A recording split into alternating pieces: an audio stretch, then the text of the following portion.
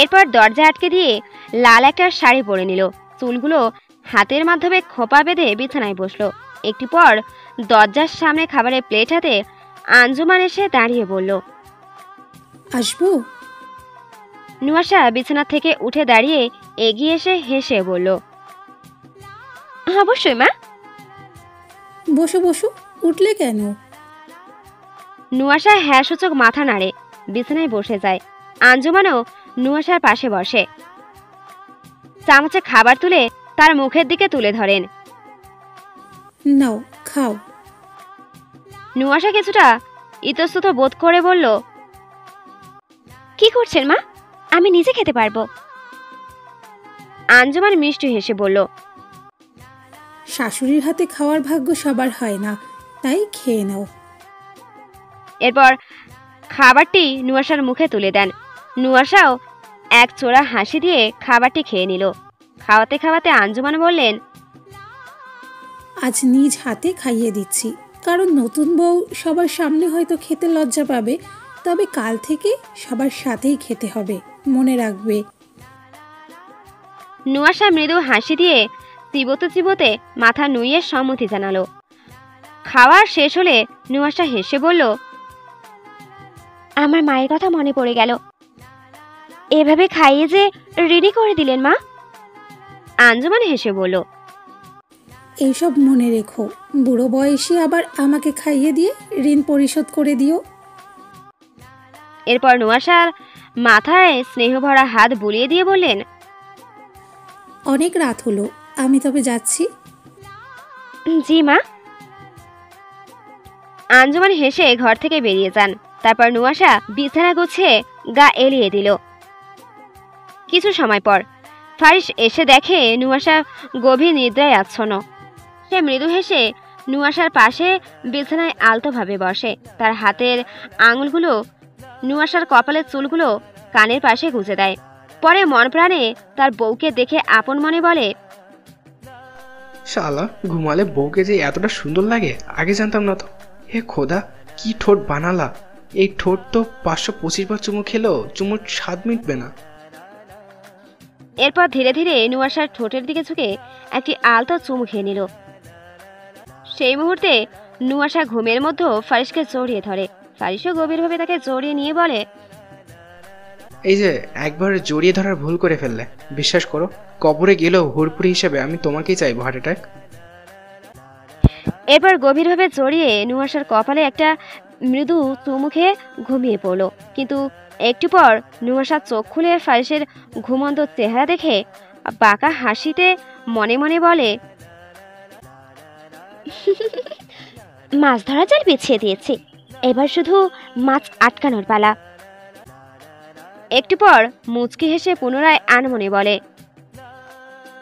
কিন্তু আমার ফর্সা জামের ফর্সা গাল দেখে তো আমি নিজে সিডিউস হয়ে যাচ্ছি। এরপর ফারিসের গালে এক আলতো কামড় বসিয়ে দিল। কামড়ের কারণে ফারিস চোখ খুলে ফেলল, কিন্তু নুয়াশা তখনই চোখ বন্ধ করে ঘুমানোর ভান ধরে। ফারিস মৃদু হাসি দিয়ে গাল ডলতে ডলতে বলল, আমার বউ কি আমাকে কামড় দিল? তারপর তীক্ষ্ণ হাসিতে বলল, এই বান্দির এত কলিজা হয় নাই যে আমাকে কামড় দিবে। এরপর নুয়াশাকে আরো কাছে টেনে জড়িয়ে ধরে প্রশান্তির সঙ্গে চোখ বন্ধ করে নিল। এদিকে নুয়াশা মনের মধ্যেও ভাবল, আমার যে কত সাহস, তুমি ধীরে ধীরে বুঝবে মামুর বেটা। সকালবেলা নুয়াশা গোসল শেষে আয়নার সামনে দাঁড়িয়ে নিজেকে পর করতে থাকে। আচমকা পেছন থেকে ফারিস তার কোমর জড়িয়ে ধরে গভীর গলায় বলল, আমাকে ছাড়াই গোসল করে ফেললে, হার্ট অ্যাটাক। নুয়াশা স্নিগ্ধ হাসিতে ফিরে বলল, চিন্তা নেই, পরের বার আপনার সাথেই গোসল করব, তবে তারপর যদি আপনার লজ্জা হরণ করে ফেলি তখন কিন্তু দোষ দিতে পারবেন না। ফারিস চোয়াল শক্ত করে নুয়াশার দিকে এক গম্ভীর দৃষ্টিতে তাকিয়ে আনমনে বলল, এই বান্দি আমার কথাগুলো সবসময় কেড়ে নাও কেন? তারপর নুয়াশার ঠোঁটে নিজের বুড়ো আঙুল দিয়ে স্পর্শ করে ঠোঁটের কোণে হাসি নিয়ে বলল, তোমার সাথে খেলতে আমার খুব ভালো লাগবে, শিয়ানা মাল। বউকে কেউ মাল বলে? ফারিস পেটে হাত দিয়ে বেঁধে থাকা হাসিটা মুখে রেখেই বলল, এই বান্দি, রেসলিং করার ইচ্ছা আছে নাকি? মেরেছো কেন? তবে আমাদের খেলার যে চিত্র হবে তাতে কয়েক মাস পর তো তোমাকে ডাক্তারের কাছে নিতে হবে। নুয়াশা কিছুটা সন্দেহান হয়ে প্রশ্ন করলো, আচ্ছা এত বেশি মারবেন বুঝি? ফারিস এগিয়ে এসে নিচু হয়ে নেশালো গলায় বলল, মরার কারণে না বেবি, করার কারণে। রেসলিং এর মাঝখানে তোমাকে যে ডিএনএ ট্রান্সফার করে ফেলবো। তথা ফারিস হাই তুলে ভাবলেশীন ভাবে বলল, আর জীবনে কোনো মেয়েকে টাচ করিনি তো, তাই তোমার মাধ্যমে সব শখ পূরণ করে নিচ্ছি। নুয়াশা চোখ বড় করে তাকিয়ে বলল, নির্লজ্জ নির্লজ্জ নির্লজ্জ, আপনাকে নির্লজ্জের নোবেল দেওয়া উচিত, অসভ্য পুরুষ। ফারিস হাসতে হাসতে নুয়াশার চুলের ফাঁকে আঙুল বুলিয়ে নয়ন গোচরে করে বলল, এই বান্দি, তোমার চুলগুলো শুকনো কেন? নুয়াশা কপাল কুঁচকে বলল, আমার চুল অনেক বড়, এখন খোপা বাঁধা, তাই বুঝতে পারছে না। এত বড় চুল ভিজালে শুকাতে অনেক সময় লাগবে। ফারিস দাঁতে দাঁত চেপে বলল, হুর বান্দি, এমনভাবে গোসল করবে যেন টপ টপ করে পানি পড়ে পুরো সারোয়ার বাড়ি তলিয়ে যায়, আর মানুষ যেন ভাবে আমাদের মধ্যে কাল রাতে কয়েক ঘন্টা টি20 ম্যাচ গেছে। তারপর সবার সামনে এমনভাবে লজ্জায় কুচকে যাবে যেন সবাই বুঝতে পারে তোমার স্বামী একটা সেই মাল। নুয়াশা রাগে আগুন হয়ে বলল, নষ্ট পুরুষ, সব আমার সামনে থেকে। এই বলে রাগী মুখে ঘর থেকে বেরিয়ে নিচে চলে গেল নুয়াশা। ফারিসও হাসতে হাসতে পেছন পেছন নিচে নামলো। নুয়াশাকে দেখেই নাহিদা ফুঁসে উঠল। আঞ্জুমান নুয়াশার কাছে এসে বলল, এসো, তোমাকে বাড়ির সবার সাথে পরিচয় করিয়ে দিই। এটা শুনে ফারিস গম্ভীরভাবে বলল, ওয়েট মা, সকালে বউয়ের ঠোঁটে চুমু খেলে শরীর মন দুটাই ভালো থাকে, সেটা খেয়ে নিই, তারপর আমার বউকে নিয়ে যাও। আঞ্জুমান রেগে আগুন হয়ে সেখান থেকে চলে গেল, কারণ জানতো ফারিসের সাথে কিছু বলার মানেই সময় নষ্ট। এদিকে নুয়াশা কটমট করে তাকিয়ে থাকে। ফারিস নুয়াশার কানের কাছে গিয়ে গভীর গলায় বলল, you are looking incredibly sexy today, heart attack. Nuasha এবার ফারিসের স্টাইলে ফারিসের কানের কাছে বলল, একটা কাজ করুন, শার্টটা খুলে ফেলুন, তারপর আমি আপনার বুকে চুমু খাই। ফারিস স্তব্ধ খেয়ে নুয়াশার দিকে তাকিয়ে বলল, ওই বান্দি, তোমার নজর এত খারাপ কেন? বুকে কেন? আমার এই সুন্দর ঠোঁট দুটো দেখো না। নুয়াশা চোখে চোখ রেখে বলল, দেখলাম তো, তাছাড়া ঠোঁট না শুধু, আপনার সবকিছুই আমাকে মোহিত করে। নুয়াশার দৃষ্টি গভীরতা রেখে ফারিস বিস্ময়ে তাকিয়ে রইল। সে কিছুটা অন্যমনস্ক ভঙ্গিতে বলে উঠল, একটা সত্যি কথা বলো তো, তুমি সত্যি মেয়ে তো? নুয়াশা মুচকে হাসল, একটু ঝুঁকে কণ্ঠ নামিয়ে বলল, বিশ্বাস না হলে চেক করে দেখুন। ফারিস চমকে উঠল, সঙ্গে সঙ্গে জিভ কেটে আপন মনে বলল, আস্তাগফিরুল্লাহ, এই মেয়ে আমাকে উপরে পাঠানোর ধান্দায় আছে নাকি? তারপরেই নিজেকে সামনে নিয়ে নুয়াশার দিকে ঝুঁকে ফিসফিস করে বলল, কিন্তু সমস্যা হলো, আমাকে চেক করতে গেলে যে বাচ্চার বাবা হয়ে যাব, আর এত তাড়াতাড়ি বাবা হয়ে আমাদের মূল্যবান মুহূর্তগুলো নষ্ট করতে চাই না, হার্ট অ্যাটাক। নুয়াশা হাসতে হাসতে তার কলার ঠিক করে দিল, তারপর চ্যালেঞ্জের সুরে বলল, একটা কাজ করুন, আজকেই সেই মূল্যবান কাজটা সেরে ফেলুন। ফারিস ঠোঁট কামড়ে নুয়াশার হাত থেকে নিজের কলার ছাড়িয়ে নিল, তার হাতে আলতোভাবে স্পর্শ করতে করতে বলল, উফ, এমন কাইন্ডওয়ালা মেয়ে আমি জীবনও দেখিনি বান্দি। যা বুঝলাম, আমার বউ একদম এক পিস। নুয়াশা হেসে কিছু একটা বলতে যাবে, ঠিক তখনই নাহিদা এসে কড়া গলায় বলল, হয়েছে? আচমকা নাহিদার আগমনে নুয়াশা কিছুটা বিব্রত হয়ে দূরে সরে দাঁড়ালো, কিন্তু ফারিস থেকে ছাড়ার পাত্র নয়। নুয়াশার হাত ধরে টেনে কাছে নিয়ে এসে বলল, বউ দূরে যাওয়ার কথা কল্পনাতেও আনবে না, আর যদি তেমন কিছু ভাবো তাহলে তোমার কল্পনায় আমি হাজির হয়ে তোমাকে আল্লাহর দরবারে পাঠিয়ে দেব। নুয়াশা হাত ছাড়ানোর চেষ্টা করতে করতে মনে মনে বলল, এই মানুষটারও দ্বিতীয় রূপ আছে, আর আমি সেটা জানি, তবুও কিছু করতে পারছি না। না, ছাড় দেব না ফারিস তারওয়ার, শুধু সুযোগের অপেক্ষায় আছি। নাহিদা দাঁতে দাঁত চেপে বলল, তোকে ঠিক কিসের বাড়ি দিলে শুধরে যাবি ফারিস? ফারিস মিটমিট হাসলো, তারপর হঠাৎ নুয়াশার কোমরে হাত রেখে বলল, বাড়ি না দিয়ে বরং আমাদের পার্সোনাল স্পেস দাও, যেন খুব তাড়াতাড়ি তোমাকে 22টা বাচ্চার দাদি বানাতে পারি। এক মুহূর্তের জন্য ঘর নিস্তব্ধ হয়ে গেল। নুয়াশা আর নাহিদা দুজনেই কিঞ্চিত হাঁ করে বিস্ময়ে ফারিসের দিকে তাকিয়ে রইল। একটু পর নাহিদা হুঁশে ফিরে এলো, চিৎকার করে উঠল, এই ছাগল, 22টা বাচ্চার মানে জানিস? এতগুলো দিয়ে কি করবি তুই? ফারিস গম্ভীর মুখে বলল, 11টা দিয়ে ফুটবল টিম আর বাকি 11টা দিয়ে ক্রিকেট টিম বানাবো, যাতে ভবিষ্যতে সব বিশ্বকাপ আমার সন্তানরাই নিয়ে আসে, দেশের আর বাপের গর্বের কারণ হয়। তুমি আবার ভেবো না আমার স্ট্রেংথ কম, লাগলে প্রতি বছর যমজ বাচ্চার জন্য আমি ঘরে কোপা আমেরিকার ম্যাচ খেলবো, বাকি দায়িত্ব নুসু বেবের। নুয়াশা বিস্ময়ে জমে গেল। ফারিস তার সমস্ত বাকশক্তি হরণ করে নিয়েছে। চোখ দুটো ফারিসের ওপর স্থির রেখেই নীরবে মনে মনে বলে উঠল, হে আল্লাহ, আমাকে ধৈর্য দাও, কবে যেন এই গলা টিপে মেরে ফেলি। এতক্ষণ অবাক হয়ে এসব শোনার পর নাহিদার মাথায় যেন আগুন জ্বলে উঠল। সে ধপ করে সোফায় বসে পায়ের উপর পা তুলে বলল, নির্লজ্জ বেহায়া ছেলে, তোকে আমি ঘর থেকে বের করেই ছাড়বো, দেখিনিস? কিন্তু ফারিস এসব কথাকে পাত্তা না দিয়ে তীক্ষ্ণ দৃষ্টিতে নুয়াশার দিকে তাকিয়ে থাকলো। নুয়াশা তার দৃষ্টি এড়িয়ে না গিয়ে সরাসরি চোখে চোখ রেখে বলল, আচ্ছা, আল্লাহ তাআলা মনে হয় আপনাকে লজ্জাবতীতে ভুলে গিয়েছিলেন। উপস, সরি, আপনার কাছে লজ্জা তো আবার অশালীন শব্দ। তারপর চোখ সংকীর্ণ করে বলল, যেদিন ফুপি আপনাকে বের করে দেবে সেদিন আপনাকে জামা কাপড় সহ বের করে দিতে আমি নিজে সাহায্য করব। ফারিস সামান্য হেসে বলল, তার মানে আমার সব জিনিসপত্র সহ আমাকে বের করে দিবে? নুয়াশা চোখে বিদ্রুপের ঝিলিক খেলে গেল। সে নির্বিকার কণ্ঠে বলল, হ্যাঁ, আপনার কোনো কিছুই এই বাড়িতে থাকবে না। কিতকাল চুপ থেকে ফারিস আচমকা নুয়াশার কোমরে টান দিয়ে তাকে কাছে টেনে নিল। তার কণ্ঠস্বরে অদৃশ্য শীতলতা লুকিয়ে বলল, তোমাকে বাড়ি থেকে বের করে দিক, এটা আমি চাই না বান্দি।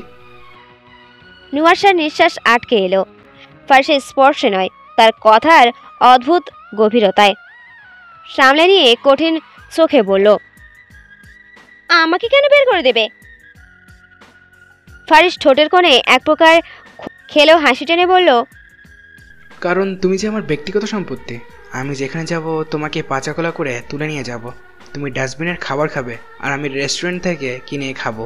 তুমি অন্যের বাড়িতে কাজ করে টাকা উপার্জন করবে আর আমি ঘরে বসে আয়েশ করব। তুমি রাস্তায় ঘুমাবে আর আমি 5 স্টার হোটেলের নরম বিছানায় ঘুমাবো। তবে চিন্তা নেই, এতটা খারাপ ভেবো না আমাকে। তোমার জন্য রাস্তায় একটা কাঁথা রেখে আসবো, হার্ট অ্যাটাক। নুয়াশা হতবাক হয়ে কিছুক্ষণ তাকিয়ে রইল, অর্থাৎ সে বোঝার চেষ্টা করছে এই মানুষটা কি আসলেই পাগল। একটু পর নিজেই আপন মনে বিড়বিড় করল, নষ্ট পুরুষ, কি ভয়ঙ্কর বেয়াদব। তারপর রাগে ফুঁসতে ফুঁসতে বলল, প্রথমেই তো ভালো বলছিলেন, তারপর হঠাৎ করে কথা 360 ডিগ্রি অ্যাঙ্গেলে ঘুরে গেল কেন? ফারিস নির্বিকার ভঙ্গিতে আঙুলের খেলা চালিয়ে চুলগুলো পেছনে ঠেলে দিল। তারপর ঠোঁটে ব্যঙ্গ হাসি টেনে বলল, জন্মের ডেট দেওয়ার একদিন আগেই জন্মেছিলাম বান্দি। আমার কথার তাল আমি নিজেই ধরতে পারি না, তুমি ধরতে পারবে? এত আত্মবিশ্বাস কিসের? নুয়াশা ধৈর্যের বাদ তখন ভাঙার অপেক্ষায়। রাগ যেন দাবানলের মতো জ্বলে উঠল। চোখ সংকীর্ণ করে গলায় তীক্ষ্ণ শীতলতা এনে বলে উঠল, রাস্তার মাঝে গাছ থেকে ডাব ভেঙে আপনার মাথায় পড়বে। ইয়ে করার সময় কোমর ভেঙে আপনার অসহায় মুখ পেছন থেকে আয়নায় দেখা যাবে। খেতে বসলে খাবারের ভেতরে লম্বা চুল জড়িয়ে থাকবে, আর আপনার মুখে এত পিম্পল উঠবে যে আয়নায় নিজেকে দেখে আতঙ্কে চিৎকার করে উঠবেন। অভিশাপ দিলাম আপনাকে, বেহায়া পুরুষ। ফারিস ঠোঁট কামড়ে এক পলক নুয়াশার মুখের দিকে তাকিয়ে রইল, তারপর গভীর তৃপ্তির হাসি টেনে বলল, ঢাকার রাস্তায় মাঝে মাঝে ডাব গাছ পেলে জানিও বান্দি, আর খাবারে যদি বউয়ের চুল পাই আমি সেটাকে আশীর্বাদ জ্ঞাপন করব। মনে করব সে খাবারে তার ভালোবাসার সুতো বুনে দিয়েছে। যদি বউয়ের চুল গলায় পেঁচিয়ে একদিন নিঃশ্বাস বন্ধ হয়ে যায়, তবে সেটাও প্রেমের এক রোমাঞ্চকর পরিণতি হবে। এত গভীর ভালোবাসার স্পর্শে মরার সৌভাগ্য বা কয়জনের হয়? আর পিম্পল, ওটা তো তোমারই সমস্যা, চুমু খেতে গেলে শান্তি পাবে না, বুঝলে? নুয়াশা বুঝে গেল এই মানুষকে কোনো কথা বলা মানেই উল্টো জবাব আসবে, তাও এমনভাবে যাতে তার কিছুই বলার সুযোগ না থাকে। তাই চোখ বন্ধ করে নিজের রাগ সম্বরণ করলো, তারপর চোখ মেলে কঠিন দৃষ্টিতে ফারিসের দিকে তাকালো। কিছুক্ষণ এভাবে তাকিয়ে থেকে ধীরে ধীরে পেছনে ঘুরলো, সোজা আঞ্জুমানের কাছে গিয়ে মাথা নুইয়ে বলল, মা, শুধু এইবার দায়িত্ব নয়, আপনার ছেলেকে শোধরানোর দায়িত্ব আমি নিলাম, আপনার অনুমতি ছাড়াই। আঞ্জুমান একটুও বিস্মিত হলেন না, বরং মৃদু হাসলেন। অবশ্যই পারবে মা, তোমার উপর আমার পূর্ণ ভরসা আছে। এদিকে এসো। আঞ্জুমান সামনে এগিয়ে গেলেন, নুয়াশাও তার পাশে পাশে হাঁটতে লাগলো। ওদিকে ঠিক তখনই ফারিসের ফোন বেজে উঠল। তানভীরের নাম্বার দেখে গম্ভীর হয়ে গেল, তারপর এক ঝলক চারপাশে দেখে নিয়ে দ্রুত সিঁড়ি বেয়ে ওপরে উঠে গেল।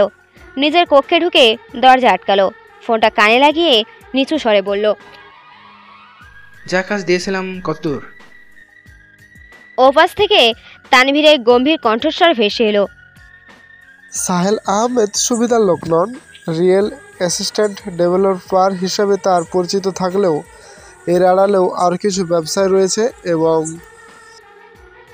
একটা মুহূর্ত থেমে সে আবার বলল, ফজলুর সাহারার এতে জড়িয়ে থাকতে পারেন বলে মনে হচ্ছে। ফারিস তীক্ষ্ণ হাসল, তার চোখের ভাষা এক লহমায় বদলে গেল।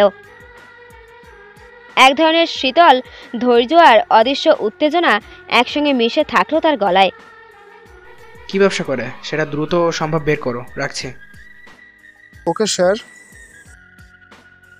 ফোন কেটে ফারিস ক্ষণকাল নিজের আঙুলের গিঁটগুলো ফাটিয়ে নিয়ে ধীর স্বরে বলল, আমার বাপ আবার ভালো মানুষ হবে এটা তো এমনিতেও ভাবিনি, কিন্তু শ্বশুরও যে একটা মাল সেটা তো বুঝতে পারিনি। ব্যাপার না, জামাই শ্বশুর মিলে ভালোই জমবে তাহলে। অন্যদিকে নুয়াশা তখন আঞ্জুমানের সঙ্গে বাড়ির কাজের লোক এবং অন্যান্য সদস্যের সঙ্গে পরিচয় হচ্ছিল। একে একে সবার নাম জেনে নিচ্ছিল সে। কিছু সময়ের জন্য যেন তার মাথা থেকে ফারিসের কথা বেরিয়ে গিয়েছিল। আঞ্জুমান শেষমেশ হেসে বললেন, আরও একজন আছে যার সঙ্গে তোমার কাল পরিচয় করিয়ে দেব, সে এখনো বাসায় পৌঁছয়নি। নুয়াশা কপাল কুঁচকে স্মিত হাসি হেসে বলল, কে মা? সেটা ও আসলেই দেখতে পারবে। নুয়াশা কিছু মুহূর্ত স্তব্ধ হয়ে রইল, তার মনে হাজারো প্রশ্ন খেলে গেল, কিন্তু উত্তর জানার জন্য অপেক্ষা করা ছাড়া কোনো উপায় নেই। অপরাহ্নের বিষণ্ণ রৌদ্রের রিভান রেস্টুরেন্টের এক কোণায় বসে অধৈর্যভাবে ঘড়ির দিকে তাকায়। সময় গড়িয়ে গেছে, 5:10 বাজে। তবুও যার জন্য অপেক্ষা সে অনুপস্থিত। এক গভীর নিঃশ্বাস ফেলে সে বিরক্ত কণ্ঠে বলল, এখনও এলো না। ও কি ওর মতো আমাকে বেকার ভাবে, নাকি আমার সময়ও ওর মতোই মূল্যহীন? ঠিক সেই সময় রেস্টুরেন্টের কাঁচের দরজা ঠেলে ভেতরে প্রবেশ করলো প্রেয়সী ও তার বান্ধবী সাইমা। হাসতে হাসতে তারা এক টেবিলে বসলো। প্রেয়সী মেনু হাতে নিয়ে বলল, আজকে কফি ট্রিটটা আমি দিচ্ছি, তবে পরের বার তোমার কাছ থেকে সুদে আসলে তুলে নেবো সোনা। কেকটা তুমি নুয়াশার সাথে করতে পারো, কিন্তু কিন্তু মিলিশার সাথে নয়। সাইমা হেসে মাথা নাড়িয়ে বলল, তোর ওই বিদেশি নামটা বলিস না মা। আর নুয়াশা আসুক, একসাথে ট্রিট দিব, প্রমিস। ঠিক তখনই একজন ওয়েটার এগিয়ে এসে হাসি মুখে জিজ্ঞাসা করলো, ma'am, how can I help you?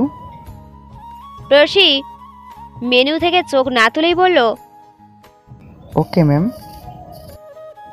দুটো ক্যাপুচিনো। বলে ওইটা চলে গেল। এই ফাঁকে সাইমার চোখ পড়ল একটু দূরে বসে থাকা রিভানের দিকে। কালো শার্ট প্যান্ট, হাতে দামি ঘড়ি, সুঠাম চেহারা, সব মিলিয়ে চোখ ফেরানো দায়। সে গালে হাত দিয়ে মুগ্ধ স্বরে বলল, পিছনের ছেলেটা কি জোস মামা, আমাদের কপালটাই ফাটা। নুয়াশার মতো আমরাও একটা হট জামাই চাই ভাই। প্রসি ঠোঁট কামড়ে বলল, হারামি, ফারিস ভাই আমাদের দুলাভাই লাগে। সাইমা ঠোঁট উল্টে বলল, আমি কি তার দিকে নজর দিয়েছি নাকি? আমি তো নুয়াশা না হওয়া জামাইয়ের দিকে তাকিয়েছি। কি? বলে প্রেসি কপাল কুঁচকে পেছনে ফিরে তাকালো। রেভানের দিকে চোখ পড়তেই সে মুহূর্তের জন্য থমকে গেল। রেভানের গায়ের রং উজ্জ্বল শ্যামলার চেয়েও খানিকটা ফর্সা, চুলগুলো স্টাইলিশভাবে কাটা, চোখে আত্মবিশ্বাসের দীপ্তি। ডাক্তার হয়েও কোনো দিক থেকে কম আকর্ষণীয় নয় সে। প্রসি আপন মনে ফিসফিস করে বলল, ভালো হয়ে যা মেলিসা, আবার লুচ্চামি শুরু করিস না, কিন্তু আমার নজর দেখি এর উপরেও পড়ছে। সাইমা গভীর দৃষ্টিতে তাকিয়ে বলল, দেখেছিস কি লাগছে ব্যাটাকে? প্রেয়সী দীর্ঘশ্বাস ফেলে আসনের পেছনে হেলান দিয়ে বলল, ওদিকে নজর দিস না, ওটা তোর ফিউচার দুলাভাই। সাইমা অবাক হয়ে বলল, মানে নুয়াশার তো বিয়ে হয়ে গেছে। প্রসি ঠোঁট বাঁকিয়ে বলল,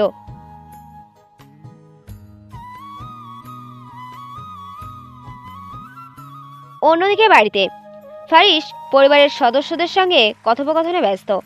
এই সুযোগে নুয়াশা দ্রুত ফারিসের কক্ষে ঢুকে পড়ল। সে বিড়বিড় করে বলল, ওনার নিশ্চয়ই সেকেন্ড ফোন আছে, কিন্তু কোথায় লুকিয়ে রেখেছে? নিশ্চয়ই কোথাও গোপনে রেখেছে। এবার আমি তা খুঁজে বের করেই ছাড়বো মামুর বেটা। তারপর শুরু হলো অনুসন্ধান। ড্রয়ার, বিছানার নিচ, আলমারির গোপন কুটিরি সব খুঁজেও কিছু পেল না। বিরক্ত হয়ে বলল, না নুয়াশা, আরেকবার খোঁজ, হাল ছাড়িস না। নিচে ডাইনিং রুমে গম্ভীর কণ্ঠে ফাজলুর সারোয়ার ফারিসের কাঁধে হাত রেখে বলল, এখন থেকে বিজনেসের সব দায়িত্ব তোর কাঁধে নিতে হবে। অফিসে যাবি, জাভিদ হাওলাদার তোকে সব কিছু বুঝিয়ে দেবে। বউ এনেছিস অত্যন্ত, এখন তো মানুষ হ বেয়াদব। ফারিস ঠোঁটে হাসি টেনে বলল, দায়িত্ব দিচ্ছ ভালো কথা, কিন্তু তাও গালি দিয়ে। ফাজলুর সারোয়ার তাচ্ছিলের হাসি হেসে বলল, মানুষকে ভালোভাবে বোঝানো যায়, গরুকে বোঝানো যায় না। অত্যন্ত নোয়াশার কথা ভেবে এখন থেকে কাজে মন দে। এই কথা শুনে ফারিস ভুরু কুঁচকে চারপাশে তাকিয়ে বলল, ভালো কথা মনে করিয়ে দিলা, আমার বউটা কোথায়? ফাজলুর কপালে হাত চাপড়ে মাথা নাড়িয়ে দীর্ঘশ্বাস ফেলে বলল, খোদা, কাকে কি বলি। এদিকে ফারিস হেসে সিঁড়ি বেয়ে উঠতে উঠতে চেঁচিয়ে বলল, আমার চুমুখোর বউ কই তুমি? তোমার জামাইটা চুমুর অভাবে শুকিয়ে যাচ্ছে তো। কথাটা বলে সে ওপরে চলে গেল। এদিকে এসব শুনেও নাহিদা শুনতে পেল না এমন ভান নিয়ে অন্যদিকে তাকিয়ে রইল। কিছুক্ষণ পর আঞ্জুমান ফাজলুরের কাছে এসে বলল, চা খাবে? ফাজলুর বিরক্ত গলায় বলল, বিষ খাবো, বিষ দাও। আমি তো এমন নির্লজ্জ ছিলাম না। তোমার ছেলে এমন হলো কি করে রোজি? আঞ্জুমান এক প্রকার মুখ বাঁকিয়ে বলল, সবার সামনে মুখ খুলবো? তোমার ছেলে তো অন্যদের মতো হবে না, অসভ্য লোক। বলেই এক দৃষ্টিতে তাকিয়ে থেকে চলে গেল। নাহিদা ফাজলুরের সামনে এসে বলল, ভাইয়া, এই ছেলের একটা ব্যবস্থা করুন। এমনিতেই বিয়ে বাড়ির সবার সামনে নাক কেটে দিয়েছে, এভাবে চলতে থাকলে সালেহ আহমেদের সামনে মাথাটাও কাটা যাবে। ফাজলুর দীর্ঘশ্বাস ফেলে বলল, বাচ্চা শিশুকে বোঝানো যায়, বুড়া দামরাকে কি করে বোঝাবো? শত্রুর মেয়েকে ঘরে আনার উদ্দেশ্য ছিল সব হাতে নেওয়ার। এখন তো মনে হচ্ছে হিতে বিপরীত হবে। নাহিদা কিছু একটা ভেবে কপাল কুঁচকে বলল। শত্রুর মেয়ে? ফাজলুর এক মুহূর্ত থমকে গিয়ে কেমন যেন আমতা আমতা করে হেসে বলল, আরে আরে ও ও ওটা তো কথায় কথায় বললাম। বলে আর দেরি না করে দ্রুত পায়ে ঘর থেকে বেরিয়ে গেল। কিন্তু নাহিদা ভুরু কুঁচকে আপন মনে বিড়বিড় করলো, আপনি যদি ডালে ডালে চলেন আমি চলি পাতায় পাতায়, কিন্তু এখন তো মনে হচ্ছে ডাল থেকে সরাসরি শিরায় উঠে গেছেন। শত্রু বলল কেন ভাইয়া? ফারিস দরজার সামনে এসে কিছুক্ষণ দাঁড়িয়ে রইল। নুয়াশার এই অস্থির খোঁজাখুঁজির অর্থ বোঝার চেষ্টা করলো। তারপর এগিয়ে গিয়ে আচমকা তার কোমরের পেছন থেকে জড়িয়ে ধরে বলল, কি করছো হার্ট অ্যাটাক? আমার ভালোবাসা? নুয়াশা চমকে উঠল। তার শরীরের প্রতিটি রোমকূপ যেন সতর্ক সংকেত পাঠালো। কিন্তু সে দ্রুত নিজেকে সামলে নিয়ে ধীরে শ্বাস ফেলল। এরপর ঘুরে দাঁড়িয়ে ঢোক গিলে বলল, আপনি আপনি কখন এলেন? ফারিস শেষে বলল, ওই বান্দি, আমার ঘরেই তল্লাশি করছো, তাও দরজা খোলা রেখে? নুয়াশা ঘাবড়ে না গিয়ে দৃঢ় কণ্ঠে বলল, আপনার কি কোনো সেকেন্ড ফোন আছে? ফারিস ভুরু কুঁচকে তার দিকে সামান্য ঝুঁকে বলল, কেন? যা জিজ্ঞাসা করছি বলুন। ফারিস একটু আর হাসলো। তারপর আলতোভাবে নুয়াশার কপালে ছোট ছোট চুলগুলো সরিয়ে দিয়ে বলল, সবসময় চুল বাঁধা রাখো কেন হার্ট অ্যাটাক? তোমাকে খোলা চুলে দেখার ইচ্ছে অনেক সময় ধরে পুষে রেখেছি। নুয়াশা বাঁকা হেসে বলল, খোলা চুল দেখলে আপনার সত্যি সত্যি হার্ট অ্যাটাক হয়ে যেতে পারে। তাই ফালতু কথা না বলে বলুন, আপনার কি আসলেই কোনো দ্বিতীয় ফোন আছে? ফারিস এবার গম্ভীর মুখে বলল, আমি তোমার মতো চরিত্রহীন নই। আমার সবকিছু একটাই, একটা ফোন, একটা বউ আর একটা আন্ডারওয়্যারে জীবন চালিয়ে নিই। নুয়াশা হতবাক হয়ে বলল, একটা আন্ডারওয়্যার দিয়ে এত বছর কাটিয়েছেন? ফারিস শেষে নুয়াশার ঘাড়ে চিবুক রেখে বলল, আমার তো একটাই, বাকিগুলো বাপ আর রিভানের কাছে থেকে ধার নেই। তুমি মেয়ে বলে তোমারটা নিতে পারলাম না। নুয়াশা এবার বিরক্ত হয়ে ফারিসের বুকের দিকে ধাক্কা দিয়ে নিজেকে সরিয়ে নিয়ে হাত দুটো শক্ত করে মুঠো করলো। তারপর বলল, ছি গোদর লোক, আপনি একটা দুর্গন্ধযুক্ত ডাস্টবিন, পচা নর্দমা। এমন অসভ্য পুরুষ আর কোনো মেয়ের কপালে না জুটুক। ফারিস হাঁটুতে ভর দিয়ে হাসতে হাসতে বলল, জুটবেও না, কারণ এমন সোনার কপাল নিয়ে শুধু তুমিই জন্মেছ হার্ট অ্যাটাক। নুয়াশা মুখ টিপে হাসতে গিয়েও নিজেকে সংযত করলো। তারপর ধীরে ধীরে ফারিসের কাছে গিয়ে গালে আলতোভাবে হাত বোলাতে বোলাতে বলল, সোনায় বাঁধানো কপাল নাকি হিরেতে জানি না, তবে এ কথা নিশ্চিত যে আপনার কপালে শনি নাচছে। আমাকে বিয়ে করেছেন যে। ফারিস নুয়াশার কানের নিচে আলতো চুমু খেয়ে ফিসফিস করে বলল, এমন রোমান্টিকভাবে যে থ্রেড দেওয়া যায়, আমার কচুরিপনা বান্দিকে না দেখলে বুঝতাম না। এরপর নুয়াশার গলায় একের পর এক চুম্বন ছড়িয়ে দিতে শুরু করলো ফারিস।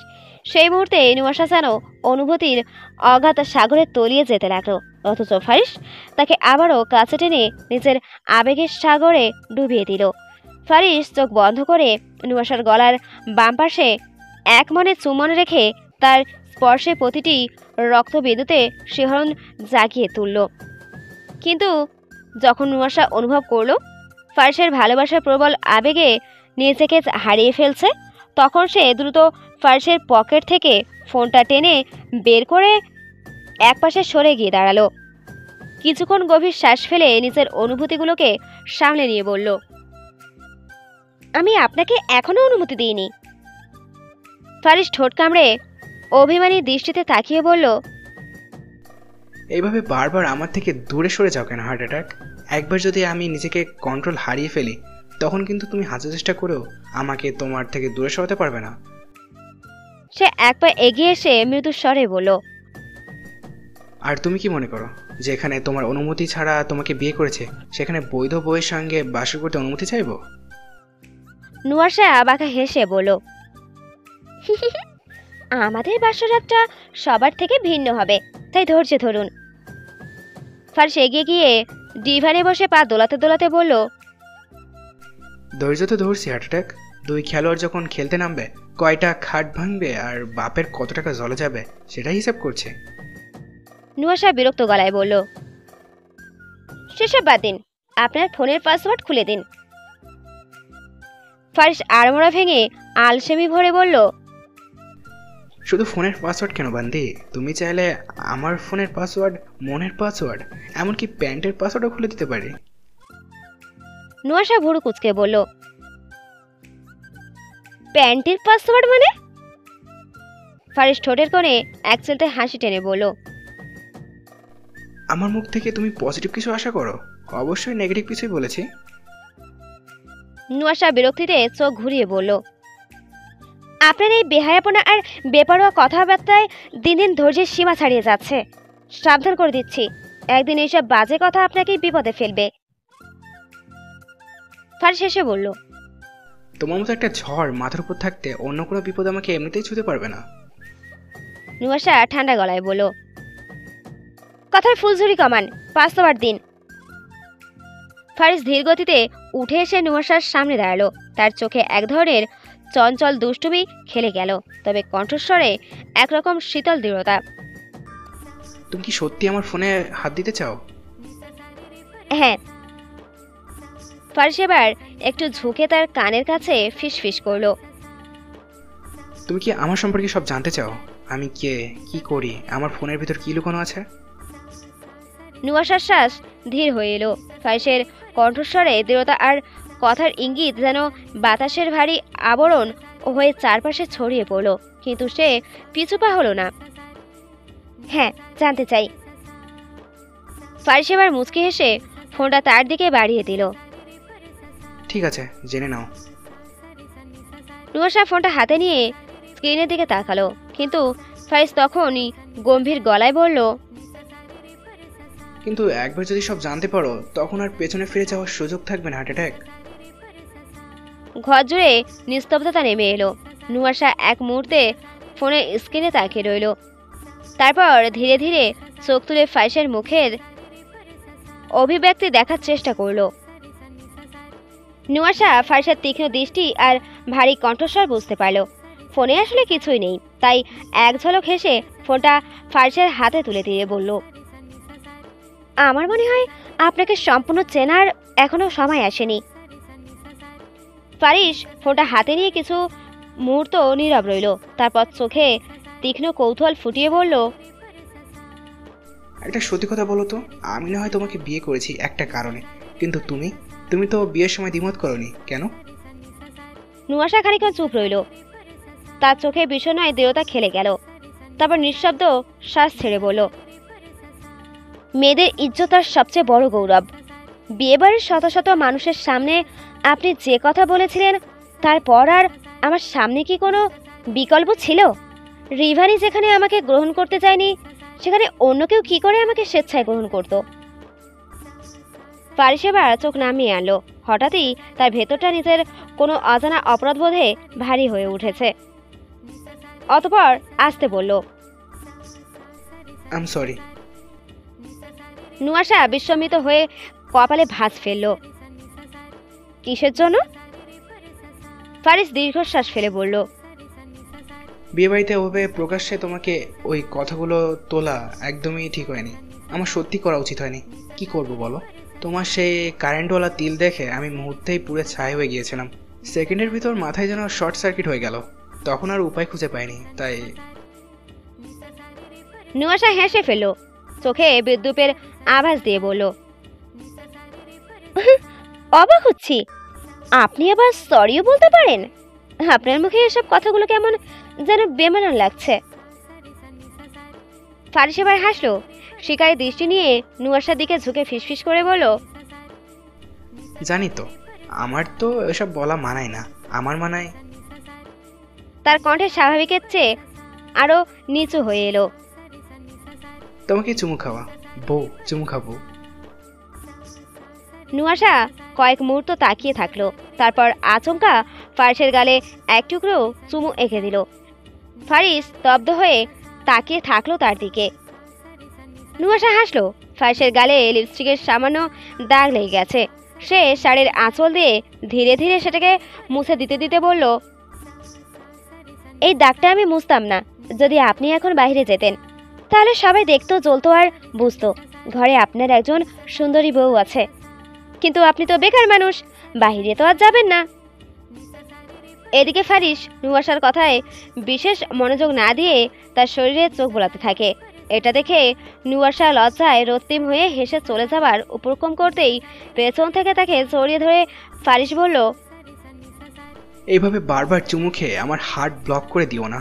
আমার চুমুখোর বউ, চুমুতে যতই তুমি পিএইচডি করো আমার থেকে উপরে উঠতে পারবে না। আমি যদি একবার শুরু করি না, এমন জায়গায় চুমুর বন্যা ভুইয়ে দিব, কাউকে দেখাতেও পারবে না। নুয়াশা এবার ঘুরে ফারিসের ঠোঁট দুটো দুই আঙুলে চেপে ধরে পুঁটি মাছের মতো গোল করে বলল, আপনার এই সুন্দর ঠোঁট দুটোতে যদি ক্লাপার মেরে দিই তখন কিন্তু কান্না করেও লাভ হবে না স্বামীজি। ফারিস এই সুযোগে নুয়াশার আঙুলে হালকা কামড় বসিয়ে দিল। সঙ্গে সঙ্গেই নুয়াশা তার ঠোঁট ছেড়ে দিয়ে চোখ মুখ কুঁচকে হাত নাড়তে লাগলো। ফারিস ঠোঁটের কোণে সন্দেহার হাসি রেখে তার আঙুলটা ধরে বলল, বেশি লেগেছে? ওয়েট, মেডিসিন দিচ্ছি, একদম ব্যথা কমে যাবে। তারপর নুয়াশার সেই আঙুল দুটো ধরে আলতো করে কয়েকটা চুমু খেয়ে নিল। নুয়াশা ভেতরে ভেতরে এক অদ্ভুত অনুভূতিতে শিউরে উঠে হাতটা দ্রুত ছাড়িয়ে নিয়ে আঙুলটা নিজের ঠোঁটের ফাঁকে চেপে ধরল, অর্থাৎ নিজের স্পন্দিত হৃদয় স্পন্দন লুকানোর চেষ্টা করছে। তার চুমু খাওয়া আঙুল নুয়াশার ওষ্ঠধারে অবলক্ষণ করে ফারিস নেশালো গলায় বলল, এভাবে তোমার ঠোঁটের ছোঁয়া নেওয়ার কি দরকার হার্ট অ্যাটাক? তুমি চাইলে আমি তোমাকে টানা 3 দিন চুমু খেয়ে বিশ্বরেকর্ড করতে পারি। নুয়াশা এবার চোখ কুচকে রাগ দেখিয়ে বলল, অশুভ পুরুষ, কামড় দিলেন কেন? ফারিস অবাক হয়ে তাকিয়ে থাকলো, তারপর মৃদু হেসে বলল, মেডিসিন তো দিলাম, এখনো ব্যথা কমেনি নাকি? একটা কাজ করো হার্ট অ্যাটাক, বেডে চলে এসো। আমার 440 ভোল্ট কারেন্ট খেলে একদম চাঙ্গা হয়ে যাবে। এটা শোনা মাত্রই নুয়াশা মুখে হাত চেপে হাসি লুকানোর ব্যর্থ চেষ্টা করলো। ফারিস তার হাসির আড়ালটুকু ভেদ করে গম্ভীর তীক্ষ্ণ দৃষ্টিতে চেয়ে রইল। সেই দৃষ্টির তাপে নুয়াশার চোখ নামিয়ে নিতে হলো, আর সঙ্গে সঙ্গেই তার হাসিও নিভে গেল। ফারিস এবার সোফায় গিয়ে বসে গালে হাত দিয়ে নুয়াশার দিকে তাকিয়ে থাকলো, যেন তার প্রতিটি অভিব্যক্তি পড়ার চেষ্টা করছে। নুয়াশা একটু লজ্জা পেয়ে অন্যদিকে মুখ ঘুরিয়ে নিতেই ফারিস ভুরু কুচকে বলল, ওই বান্দি, এদিকে তাকাও। নুয়াশা ফিরে তাকাতেই দেখলো ফারিস তাকে মুগ্ধ দৃষ্টিতে দেখে যাচ্ছে, আর তার ঠোঁটের কোণে রহস্যময় হাসি খেলা করছে। বিরক্ত হয়ে নুয়াশা বলল, এইভাবে তাকিয়ে কি দেখছেন? ফারিস ধীরে ধীরে উঠে এলো। নুয়াশার এক ঝুঁকলে চুল সরিয়ে কপালে আলতো স্পর্শ রেখে বলল, আমার বউয়ের সৌন্দর্য। কবে যেন তোমার কারণে পাগল হয়ে পাবনায় ভর্তি হতে হয়, তারপর পাগলদের সাথে বসে আমাকে শক্ত রুটি খেতে হবে। ভাবলে বুকের মধ্যে কুত্তারা ঘেউ ঘেউ করে ওঠে। নুয়াশা হেসে ফারিসের বুকে হাত রাখলো। আপনার বুকে কুকুর থাকে বুঝি? কিন্তু হাতটা তার বুকে স্পর্শ করতেই ফারিস স্থির হয়ে গেল। ঢোক গিলে স্তব্ধ দৃষ্টিতে তাকিয়ে রইল নুয়াশার দিকে। নুয়াশা তখনও হাত সরিয়ে নিতে চাইল, কিন্তু ফারিস তার হাত সহ বুকে চেপে ধরল। চোখের গভীরে অনিবার্য আবেগার কণ্ঠস্বরের কোমল দৃঢ়তা নিয়ে বলল, আমি মরে গেলেও আমার সাথে তোমাকে যেন কবরে পাঠানো হয় এমন একটা চুক্তিপত্র লিখে যাব। আর আমার বুকে একটা রূপকথার রাজ্যের রানী থাকে, নাম তার নুশো। নুয়াশা হাত ছাড়িয়ে নিয়ে বলল, আপনি আসলে কি চান বলুন তো? ফারিস এবার গভীর চোখে তাকিয়ে মৃদু হেসে বলল, যদি সত্যি জানতে চাও তোমাকে চাই, তোমাকে চাই। যদি মিথ্যে মানতে চাও তোমাকেই চাই। নুয়াশা মুখ ভার করে অন্যদিকে ঘুরে দাঁড়ালো। ফারিস পেছন থেকে এগিয়ে এসে নুয়াশার গলায় শ্বাস ফেলে বলল, বিস্তারিত শুনবে? নুয়াশা ঘুরে জিজ্ঞাসা দৃষ্টিতে তাকালো। ফারিস এবার সুরের সাথেই গাইল, প্রথমত আমি তোমাকেই চাই, দ্বিতীয়ত আমি তোমাকেই চাই, তৃতীয়ত আমি তোমাকেই চাই, শেষ পর্যন্ত আমি তোমাকেই চাই। নিজম অন্ধকারে তোমাকে চাই, রাতের ভোর হলে আমি তোমাকে চাই, সকালের কৈশোরে আমি তোমাকে চাই, সন্ধ্যার অবকাশে তোমাকে চাই, বৈশাখী ঝড়ে আমি তোমাকে চাই, আষাঢ়ের মেঘে আমি তোমাকেই চাই, শ্রাবণে শ্রাবণে আমি তোমাকে চাই, অকাল বোধনে আমি তোমাকেই চাই। নুয়াশা নির্বিকার হয়ে তাকিয়ে রইল। ফারিসের কণ্ঠে মুগ্ধতা জাদু ছড়িয়ে পড়ছিল, আর নুয়াশা অনিচ্ছার সত্ত্বেও তার গভীরে হারিয়ে যাচ্ছিল। এই মুহূর্তে তার কিছুই বলার নেই, কিন্তু ফারিস জানে সে কথা না বলেও চোখের ভাষা অনেক কিছু বলে ফেলছে। নুয়াশার হৃদয়ের ভেতরে অচেনা অনুভূতির ঢেউ উঠতে থাকলেও নিজেকে সামলে নিয়ে আপন মনে বলল, এটা কি হচ্ছে আমার? এমন অমানুষের জন্য এমন টান অনুভব করছি কেন? আমি তো আপনাকে ঘৃণা করি, ঘৃণার থেকেও বেশি। তবু কেন এই অনুভূতি? নাকি এও আপনার আরেকটি ফাঁদ? তার ভাবনার অবসর আর রইল না। ফারিস হঠাৎ নুয়াশাকে শক্ত করে জড়িয়ে ধরল, এতটাই গভীরভাবে যে নুয়াশার শরীর কেঁপে উঠল। ফারিস চোখ বন্ধ করে গভীর স্বরে বলল, আমাদের বাসরের তারিখটা ঠিক করে জানিও। এমন একটা তারিখ ঠিক করবে যেন বাঁধিয়ে রাখার মতো হয়। তবে বাসর করার পর দিন থেকেই পেইন কিলার তোমার রোজকার রুটিন হয়ে যাবে, ভাবলেই কষ্ট লাগে। এতক্ষণ আবেগের স্রোতে ভাসলেও ফারিসের কথা শুনে নুয়াশা ধাক্কা দিয়ে তার বাঁধন থেকে বেরিয়ে এলো। চোখ রাঙিয়ে বলল, নষ্ট লোক, বাসরের পরদিন আপনাকে কোমায় পাঠাবো, দেখে নিন। ফারিস ঠোঁটের কোণে হাসি টেনে গালের ভেতরে জিভ কেটে বলল, আয় হায়, উত্তেজিত হয়ে গেলে যে? তাহলে লম্বা এক ম্যাচ হতে চলেছে, কি বলো? নুয়াশা বিরক্ত হয়ে তাকিয়ে রইল। ফারিস তার অভিব্যক্তি দেখে নুয়াশার কোমরে শাড়ির আঁচল গুজে দিয়ে ফিসফিস করে বলল, আমার সামনে শাড়ি পরে এসো না কলিজা, শাড়ি খুলে দিতে 2 মিনিটও সময় নিব না। এমনিতেও তোমার দিকে আমি এখনো সেই নজরে তাকাইনি, একবার তাকালে কিন্তু নিজেকে সামলাতে পারবো না। এটা বলে ফারিস বাঁকা হেসে ঘর থেকে বেরিয়ে গেল, আর নুয়াশা ধপ করে বিছানায় বসে পড়ল। মনটা হঠাৎ ভার হয়ে এলো তার। ফারিসের সবকিছুই সুন্দর, তার প্রতিটি বাক্যে ভালোবাসার ছোঁয়া লেগে থাকে, কিন্তু সেই ভালোবাসাই নুয়াশার ভেতরে এক দুর্বলতা জন্ম দিচ্ছে। হতাশ সুরে নিজেই বলল, এসব মিথ্যা, আপনার সবকিছু মিথ্যা। আমি জানি আমাকে পাওয়ার জন্য এসব চাল চালছেন, কিন্তু আমি গলে যাবার মতো মেয়ে নই ফারিস সারোয়ার। হ্যাঁ, আমি চাই আপনি আমাকে ভালোবাসুন, কারণ প্রেমে পড়ার পর আপনাকে ধ্বংস করতে অনেক শান্তি লাগবে আমার।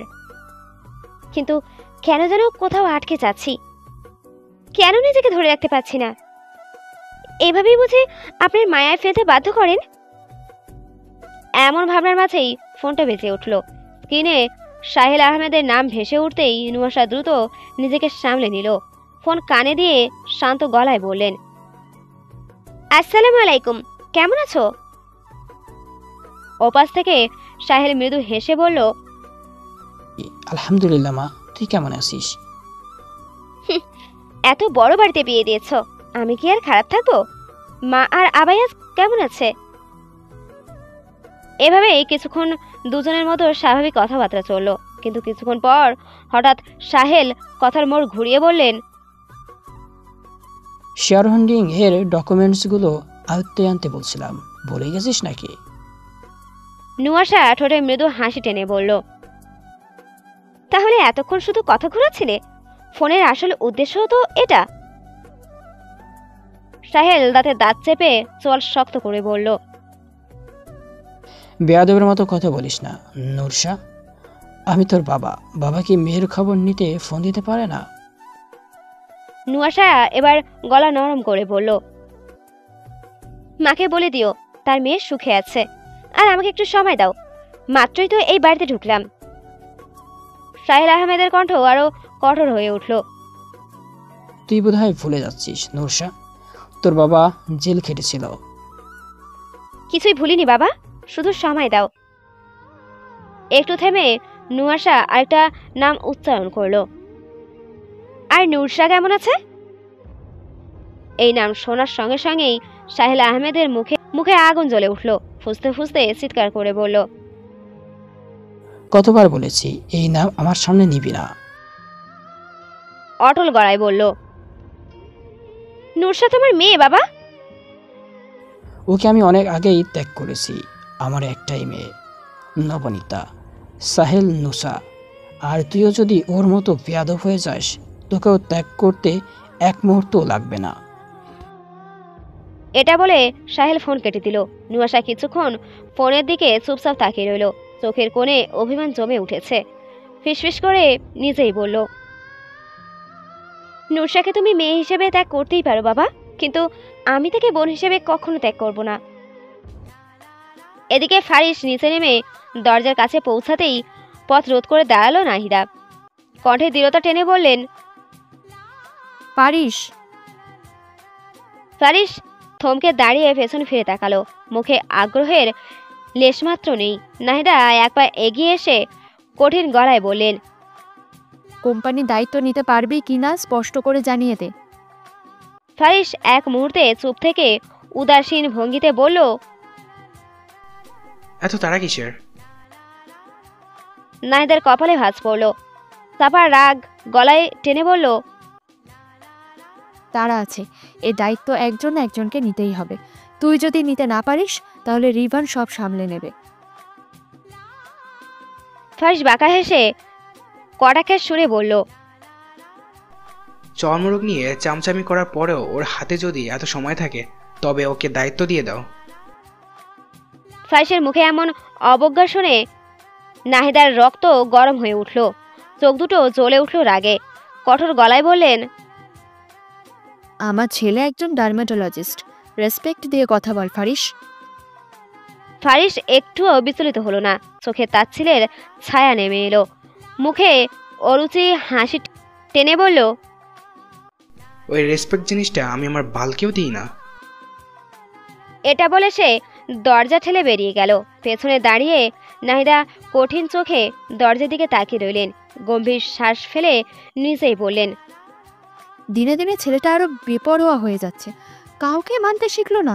এত উদ্ধত আর বেহায়া হলো কিভাবে? তার কণ্ঠে হতাশা, রাগ আর একরকম অক্ষমতার ছাপ।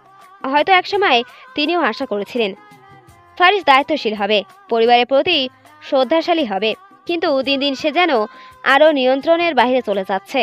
ফারিস বাইরে বের হতেই একজন লোক তার পাশাপাশি হাঁটতে লাগলো। স্যার। ফারিস গম্ভীর কণ্ঠে বলল, ডিস্টেন্স মেনটেন করো। Yes sir. লোকটার সঙ্গে সঙ্গে কয়েক কদম দূরে সরে গেল। ফারিস পকেটে হাত গুজে সামনে এগিয়ে গেল। কিছুটা হেঁটে একটা পুরানো চায়ের দোকানে গিয়ে বসে পড়ল। পকেট থেকে ফোন বের করে লোকটাকে কল দিল। বলো। স্যার, ওদের আস্তানা খুঁজে পাওয়া যাচ্ছে না। সবাই ফেক আইডেন্টিটি ব্যবহার করেছে, এমনকি স্থানীয়দের থেকেও কোনো তথ্য মিলছে না। ফারিস চুপ করে শুনল, তারপর ঠান্ডা গলায় বলল, এটাই আসল সমস্যা। প্রমাণ ছাড়া ওয়ারেন্ট পাওয়া যাবে না। আমি জানি শহরের ভেতরে কোথাও বড় একটা চালান আটকে আছে, কিন্তু লোক নেই, ঠিকানা নেই, কিছুই নেই। শুধু সন্দেহের বশে কাউকে জেরা করলেও কাজ হবে না। আমাদের অন্যভাবে ঢুকতে হবে। মানে স্যার?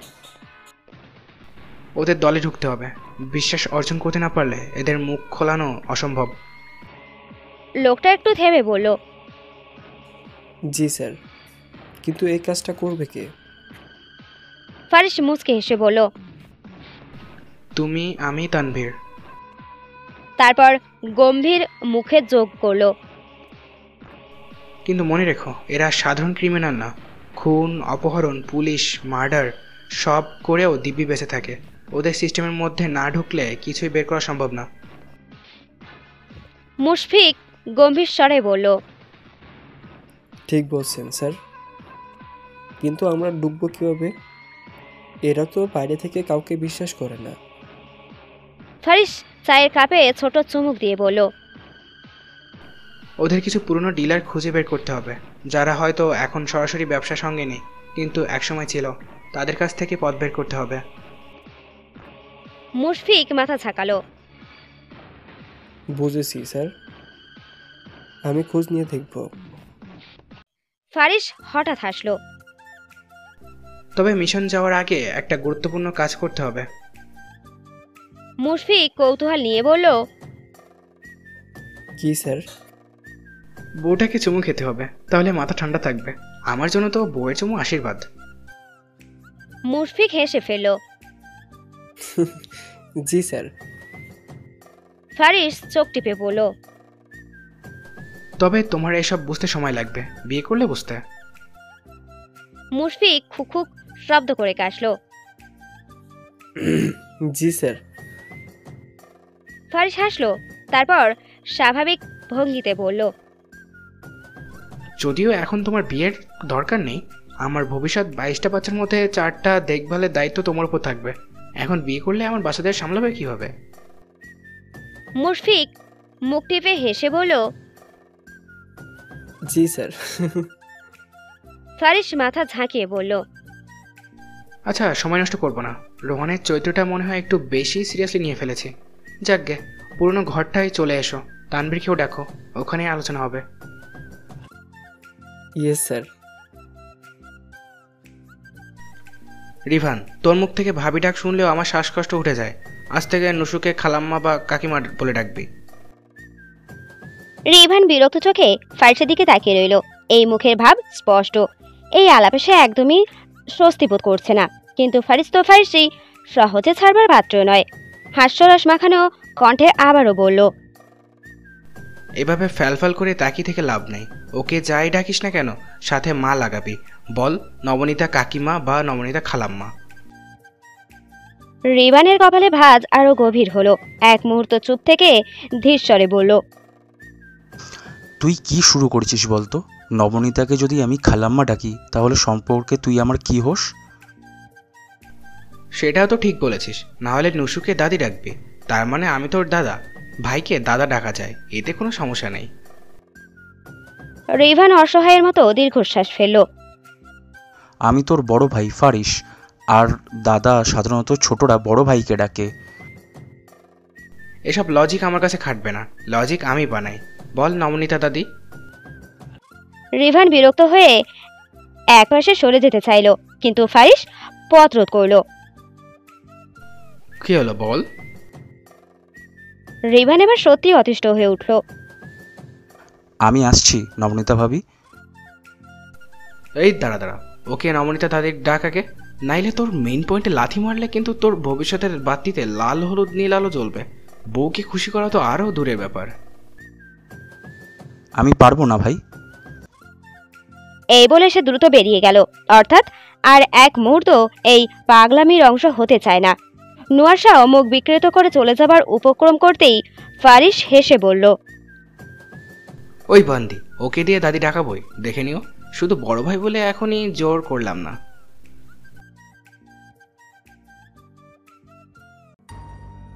এখনকার এই ইন্টারনেটের যুগে মন খারাপ, মুড অফ বলে এমনিতেই কিছু হয় না। কারণ এত এত লেটেস্ট ফিচার, যেগুলো ঘেটে ঘেটে অনেক কিছু দেখা যায়, কথা বলার মতো মানুষ পাওয়া যায়, কত কিছুই জানা যায়। বিশেষ করে নিজেকে ব্যস্ত রাখা যায়। তাহলে মন খারাপ হবে কি করে? আর যদি একেবারেই না মন ঠিক হয়, মুড অন না হয়, তাহলে ভেবে নিও ভেতর থেকে ইচ্ছেটাই মরে গেছে। আর অতিরিক্ত মন খারাপ, তাই ভালো হতে সময় লাগবে। তখন নিজেকে সময়ের হাতে ছেড়ে দাও। তবে যতটুকু সম্ভব চেষ্টা করবে নিজে নিজেই সবটা ঠিক করতে।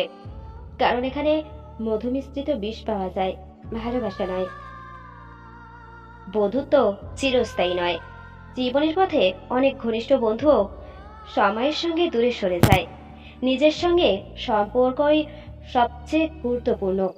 আত্মসম্মান ও মানসিক শান্তি বিশ্বের সব সম্পর্কের চেয়ে মূল্যবান। কেউ পরিশ্রম দেখে না, সবাই শুধু ফলাফল দেখে। সফল হলে প্রশংসা, ব্যর্থ হলে সমালোচনা। তাই নিজের জন্যই পরিশ্রম করুন। হৃদয় ভাঙানো ব্যর্থতা জীবনের অংশ, এগুলো এড়ানো নয়, বরং শেখার সুযোগ হিসেবে দেখাই শ্রেয়। বাড়ির মতো আপন কোনো জায়গা নেই। দুনিয়ার যেখানেই যান, মানসিক শান্তির জন্য ঠিকানা একটাই, নিজের ঘর।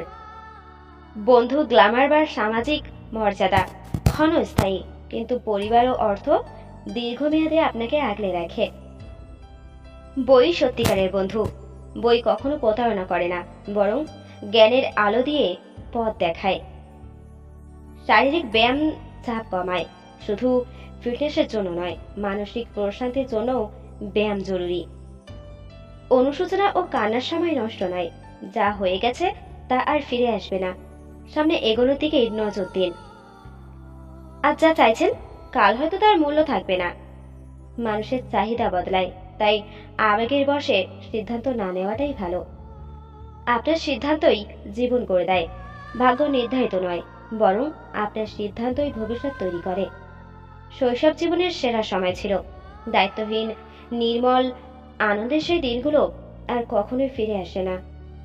আচ্ছা, পুরুষ মানুষ যদি পুরুষ মানুষের চোখের ভাষা জানে কোনটা খারাপ কোনটা ভালো, তাই তারা নারীদের, হোক প্রেমিকা, বান্ধবী কিংবা বউ বা বোন, তাদেরকে পুরুষের থেকে দূরে রাখে। এটা নাকি ভালোবাসা? তবে তারা যত্ন করে আগলে রাখে, বাইরের পৃথিবী জেনে দেয়। তাহলে একটা নারীও তো নারীদের মনের ভাব, চোখের ইঙ্গিত বা বাড়ির ভেতরকার পরিস্থিতি জানে নিঃসন্দেহে, তাই না? তাহলে তাদের কথা তাদের শখে পুরুষ শোনে না কেন? বোন মায়ের কথায় বউয়ের গায়ে হাত তোলে কেন? নারীদের ভালোবাসা কি তাহলে পাবলিক রোড, যে পারবে ইউজ করবে? ভালোবাসা ভালোবাসাই হয়, নারী পুরুষের ব্যক্তিগত সামগ্রী নয়। একা থাকলেই মানুষ মরে যায় না, কিন্তু কিছু অনুভূতি আস্তে আস্তে নিঃশেষ হয়ে যায়। এই কথা কেন বললাম জানো? কারণ একা থাকলেই মানুষ মরে যায় না, কিন্তু ভেতরের একটা শূন্যতা তৈরি হয়, যা ধীরে ধীরে গ্রাস করে ফেলে। কখনো কখনো চারপাশে শত মানুষ থাকলেও ভেতরে একাকিত্ব দূর হয় না, কিন্তু অনুভূতি থাকে যা বলার জন্য কেউ থাকে না। কিছু কষ্ট থাকে যা বোঝানোর মতো কেউ পাশে থাকে না। সময়ের সঙ্গে মানুষ বদলায়, সম্পর্ক বদলায়, কিন্তু সেই শূন্যতা থেকে যায়। তবুও বেঁচে থাকতে হয়, হাসতে হয়, যেন সব ঠিক আছে। একটা সম্পর্কের শুরুর আগ মুহূর্ত কি অসাধারণ হয়, তাই না? কত মনোযোগ নিয়ে কথার সংখ্যা বাড়তে থাকে দুজন মানুষ। তার চেয়েও বেশি সুন্দর হয় সম্পর্কের শুরুর মুহূর্তগুলো। মনে হয় এই একটা মানুষ যাকে আমার সবটুকু বলে দিতে মন চায়। শুরুর দিকেগুলোতে অনেক সুন্দর সুন্দর স্মৃতির জন্ম হয়। দুজন মিলে একে অপরকে নিয়ে কত স্বপ্ন দেখে ফেলে মানুষ। রাগ করে 2-4 দিন কথা না বলতে থাকা, তারপর আবার সব ঠিক হয়ে যাবার পর মুহূর্তটা কি অদ্ভুত রকম সুন্দর লাগে। সবকিছু অনুভব হয় আমার একটা ব্যক্তিগত মানুষ আছে। তারপর যখন সম্পর্কের বয়স বাড়ে, হঠাৎ কিভাবে যেন সবকিছু এলোমেলো হয়ে যায়। কোনো একজনের কথা ফুরিয়ে যায়, ধীরে ধীরে কথা কম, অজুহাত বাড়তে থাকে। তারপর শুরু হয়ে যায় কথার আঘাতের পর্ব। আচমকা যেন হঠাৎ করেই শুরুর দিনগুলো হারিয়ে যায়। একদিন সব স্বাভাবিক হয়ে যাবে এই ভেবে কেউ একজন অপেক্ষা করে যায়, অন্যদিকে অন্যজন কিভাবে দূরত্ব তৈরি করা যায়, সম্পর্কের সমাপ্তি ঘটানো যায়, সেই অপেক্ষায় থাকে। আর সেই শেষ সময়ে কোনো একজনের জীবন পুরোপুরি বিষাদময় হয়ে যায়। মানুষগুলো কি অদ্ভুত, কাছে আসার জন্য কত বাহানা, কত অনুরোধ। তারপর যখন কাছে আসার অনুমতি পায়, তাদের আগ্রহ কমে যায়। একটা সময় পর দূরে যাওয়ার জন্য ছটফট করতে থাকে। কি ভয়ঙ্কর ব্যাপার! সত্যি এই দুনিয়াতে মানুষের চেয়ে ভয়ঙ্কর কিছু নেই। যে জীবন আপনার নিজের চুজ করা, সে জীবন নিয়ে আপনি চাইলেও কমপ্লেন করতে পারবেন না। স্বেচ্ছায় আদরে পালিত বিড়াল যখন আপনার নতুন ব্যাগ, হেডফোন, চার্জার কেটে নষ্ট করবে, জিনিস নষ্ট করবে, মেনে নেওয়া ছাড়া আর কিছুই করা থাকে না। কার কাছে অভিযোগ করবেন? যে চাকরি আমরা সাধনা করে কষ্ট করে অর্জন করি, প্রচণ্ড মানসিক চাপে পিষ্ট হয়েও অভিযোগ করার আর সুযোগ থাকে না। নিজ ইচ্ছায় দেশ ছেড়ে গিয়ে বিদেশ নিয়ে কমপ্লেন করা যায় না। খুব কাছের কাউকে হয়তো বলা যায়, তাও 2-1 বার। কিছুদিন পর তারাই বলবে, জানতাম তো এমন হবে। কাউকে জীবন দিয়ে ভালোবাসলে সে আঘাত দিলে সেই বিচার কাকে দিবেন? এমন আরো অনেক কিছু। ম্যাচুরিটি জিনিসটা ভয়াবহ। একবার ইনস্টল হয়ে গেলে আর আনইনস্টল করা যায় না। চাইলেও ছোটবেলার মতো গলা ফাটিয়ে কান্না করে বলা যায় না, এইটা কেন হলো, এইটা আমি মানি না, আমি তো এমন চাইনি। যা আমরা ডেকে ঘরে আনি তা আপদ হলেও একান্তই আপন। অভিযোগ না করে মানিয়ে নেওয়া অথবা মেনে নেওয়া, আর্ট মাস্টার করতে করতেই বাকিটা জীবন কেটে যায়। আমরা চুপচাপ হয়ে যাই। ইগনোর করার একটা নিয়ম আছে। সাধারণত যার প্রতি আপনি দুর্বল সে আপনাকে যত ইগনোর করে আপনি তাকে তত বেশি গুরুত্ব দিতে থাকেন। ফোন করেন, মেসেজ করেন, খোঁজ দেন, ব্যাকুল হয়ে তার তরফ থেকে একটা রেসপন্সের অপেক্ষা করেন।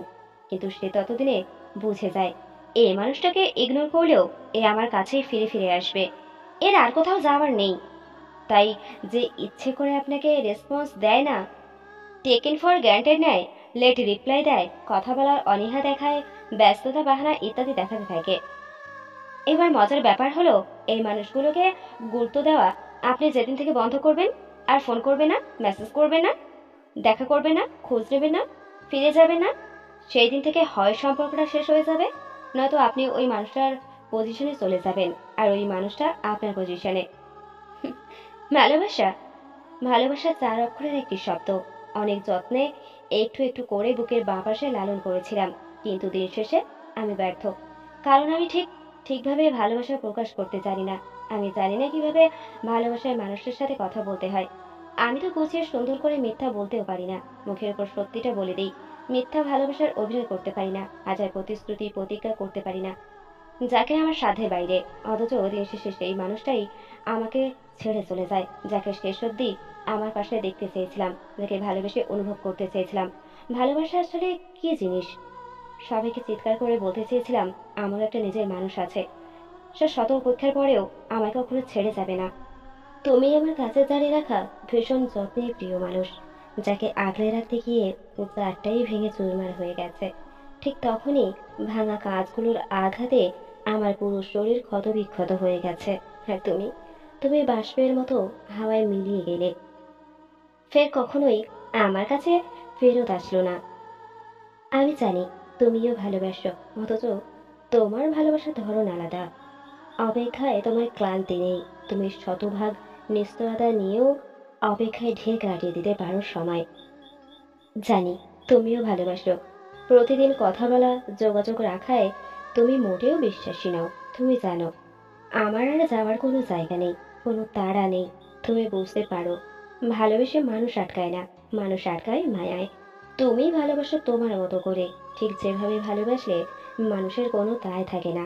নিয়ম করে কথা বলা, দেখা করা, কারণে অকারণে সারাক্ষণ মনে করা, ব্যাকুলতা নিয়ে বসে থাকা, ছুঁয়ে থাকা তীব্র তৃষ্ণা নিয়ে তুমি বোঝাতে চাও না। তোমার ধরন আলাদা, তোমার ভাবনা আলাদা। জানি তুমিও ভালোবাসো আমায়, তবে তোমার ভালোবাসা আমার মন ছুঁতে পারে না। ঠিক যেমন করে ছুঁয়ে থাকে আকাশের বুকে মেঘ, তুমি ভালোবাসো আকাশের চাঁদ, দেখি না বাতাস, কল্পনায় জুড়ে থাকা শরীর। সব যেমন ভালোবাসো তেমন করে আমাকেও, ব্যতিক্রম নয়। জানি তুমিও ভালোবাসো, তুমি সহানুভূতি দেখাও, তবে ভালোবাসায় সহানুভূতি প্রয়োজন।